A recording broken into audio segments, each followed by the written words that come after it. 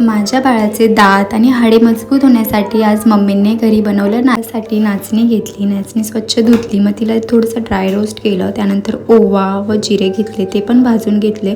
थोडेसे मखानास घेतले, मखानास पण हलकेसे ड्राय रोस्ट केले. बदाम घेतले, काही बदाम पण ड्राय रोस्ट केले आम्ही. आणि हे सर्व इन्ग्रेडियंट भाजल्यानंतर एका प्लेटीमध्ये थंड करण्यासाठी ठेवलं. इवाला आम्ही वेगळं मिक्सरचं भांडं यूज करतो. या मिक्सरच्या भांड्यामध्ये हे सगळं इन्ग्रेडियंट्स टाकलं, ते बारीक केलं, याची पावडर बनवून हे थोडंसं थंड केलं. काचेच्या अशा एअर कंटेनर बरणीमध्ये हे स्टोअर केलं तर जवळजवळ 1 ते 1.5 महिना हे आरामशीर चालतं. 6 महिने किंवा त्याहून अधिक वयाच्या बाळासाठी हे एक उत्तम आहार आहे. सो तुम्हीसुद्धा तुमच्या बाळाला हे नक्की द्या. यामध्ये आयर्न, कॅल्शियमसारखे मिनरल्स आणि प्रोटीन, फायबरसारखे न्यूट्रिशन्स आहेत.